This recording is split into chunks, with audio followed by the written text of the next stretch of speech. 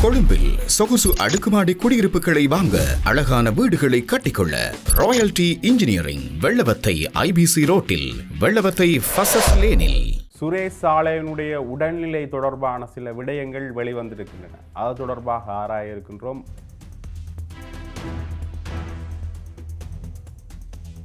அது மட்டுமில்லாமல் கோடபாய ராஜபக்சவினுடைய விடயங்கள் சார்ந்து பேசிக் கொண்டிருக்கின்ற பொழுது சுகீஸ்வர பண்டார அவர்கள் கைது செய்யப்பட்டிருந்தார். அவருடைய விளக்கமறியல் ஜூலை 1ஆம் தேதி வரை நீடிக்கப்பட்டிருக்கின்றது.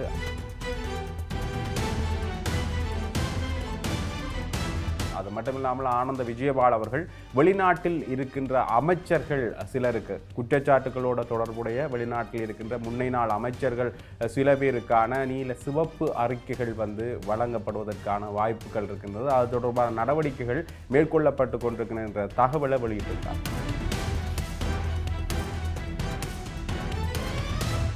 அது தொடர்பாகத்தான் இன்றைய ஆயுதம் நீளப்போகின்றது. இது ஆயுதம், இதன் ஒரு சொல் கொல்லும், ஒரு சொல் வெல்லும்.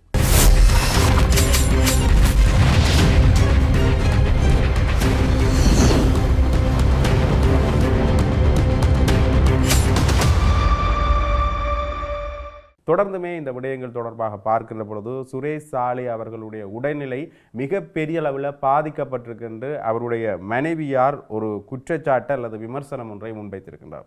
தொடர்ந்துமே அவரது மனைவி மனோரி சாலை அவர்கள் சொல்கின்ற பொழுது அவருடைய குருதி உறைவு சம்பந்தமான விடயத்தில் ஒரு பிரச்சனை ஒன்று இருக்கின்றது. இரத்த உறைவு காரணமாக சுரேஷ் சாலையினுடைய கை வீக்கமடைந்து காணப்படுகின்றது. அதற்கான ஊசிகள் கூட, மருத்துவ ஊசிகள் கூட அடிக்கப்பட்டிருக்கின்றன. அந்த மருத்துவ ஊசிகள் அங்கே போடப்பட்டிருக்கிறது. அது மட்டுமில்லாமல் அவருடைய சில பகுதிகள் உறுப்புகள் செயல்படாமல் இருப்பதற்கான வாய்ப்புகள் இருக்கின்றன என்கிற வகையிலேயும் ஒரு சந்தேகம் ஒன்று வெளியிடப்பட்டிருக்கின்றது. இந்த இரத்த உறவை கட்டுப்படுத்துவதற்காக மருத்துவர் அவருடைய வயிற்று பகுதியில் சில ஊசி மருந்துகளை ஏற்றியிருக்கின்றார்கள் என்ற தகவல்களும் வந்திருக்கின்றது. உண்மையிலேயே இந்த நோய்க்கான சரியான காரணம் என்ன என்று கண்டறியப்படவில்லை.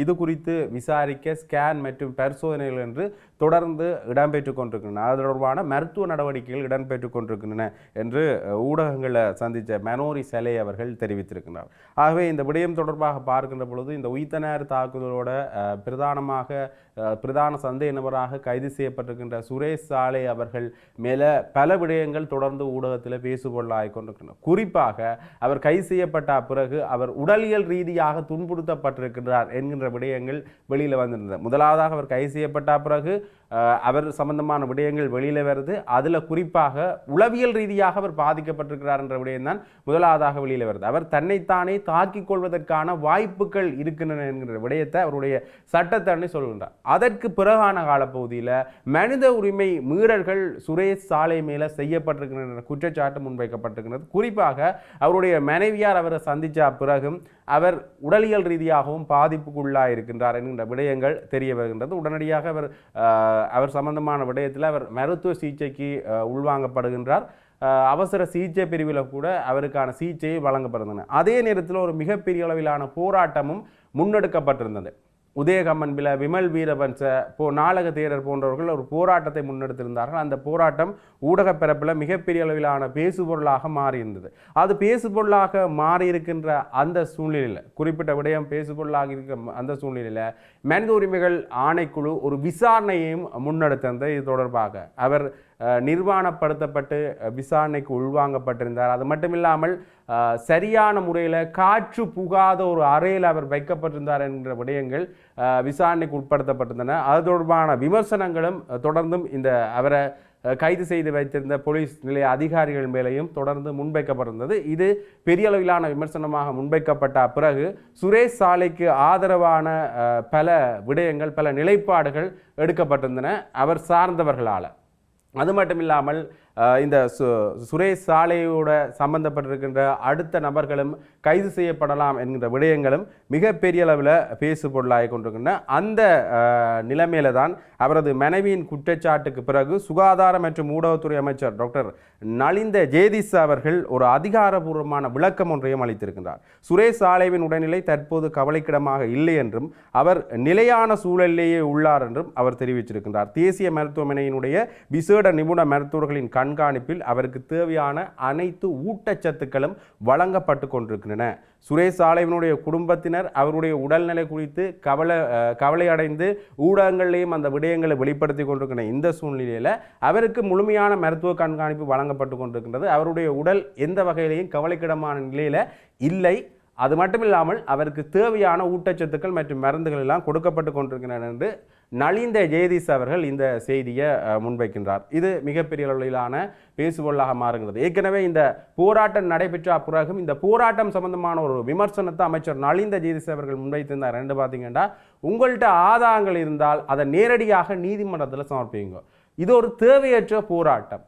உண்மையிலேயே இந்த எங்கள் மனித உரிமை மீறல்கள் நடைபெற்றிருக்கின்றன அல்லது உயிர்த்த நேர தாக்குதல் சம்பந்தமான வேறு ஆதாரங்கள் இருக்கிறேன்டா நீதிமன்றத்தை நாடி நீங்கள் அது சம்பந்தமான நடவடிக்கைகளை மேற்கொள்ளலாம். உண்மையிலேயே இந்த விடயங்கள் சார்ந்து தேவையற்ற போராட்டங்களோ அல்லது தேவையற்ற குற்றச்சாட்டு விமர்சனங்களை முன்வைத்தால் அது நீதிமன்றத்தை அவமதிக்கிற ஒரு முறையாகத்தான் இருக்கும் என்கின்ற விடயத்தை நலிந்த ஜெயதீஷ் அவர்கள் முன்வைத்திருந்தார்.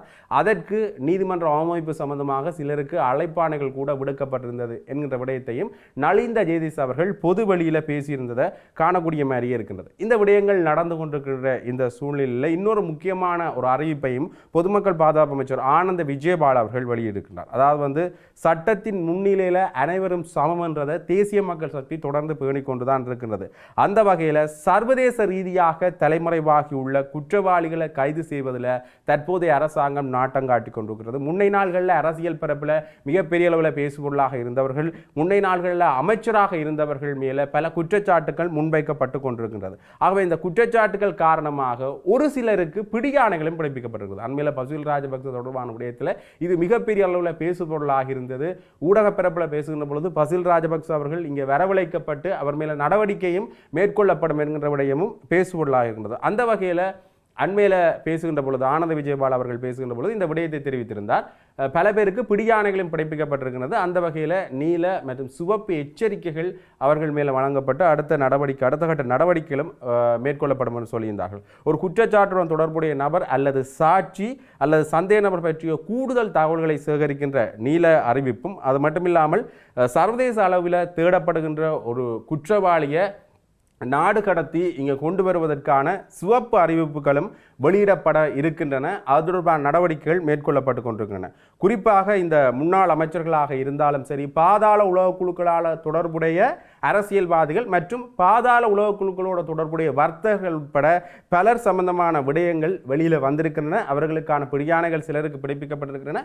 அது தொடர்பான அடுத்த கட்ட நடவடிக்கைகளும் மேற்கொள்ளப்படும். ஆகவே வெளிநாடுகளில் தலைமறைவாக இருப்பதாக நம்பப்படுகின்ற குற்றவாளிகளுக்கான நடவடிக்கை உடனடியாக எடுக்கப்படும் என்று ஆனந்த விஜயபால பொதுமக்கள் பாதுகாப்பு அமைச்சர் ஆனந்த விஜயபால் அவர்கள் வெளிப்படுத்தி இருக்கின்றார். காவல்துறை திணைக்களம் நீதிமன்ற உத்தரவுகளை முழுமையாக செயல்படுத்தி வருவதாகவும் சந்தேக நபர்களை மீண்டும் இலங்கைக்கு கொண்டு வருவதற்கான உச்சகட்ட நடவடிக்கைகள் எடுக்கப்பட்டு கொண்டிருக்கின்றன என்ற விடயத்தையும் அவர் தெரிவிச்சிருக்கின்றார். அது மட்டும் இல்லாமல் சுகீஸ்வர பண்டார தொடர்பில் மிகப்பெரிய அளவிலான ஒரு விடயம் பேசப்படுகிறது என்று பார்த்தீங்கன்னா, அவர் இரட்டை சம்பளம் பெற்றிருந்தார். அந்த அடிப்படையில் நேற்றைய தினம் அவர் கைது செய்யப்பட்டிருந்தார். நேற்று முன்தினம் கோடபாய ராஜபக்ச சம்பந்தமான விடயங்கள் மிகப்பெரிய அளவில் பேசப்பட்டிருந்தார். அது மட்டும் இல்லாமல் மஹிந்த ராஜபக்சவனுடைய மகன் ஜோசித ராஜபக்ச அவர்கள் கூட கைது செய்யப்பட்டிருந்தார்.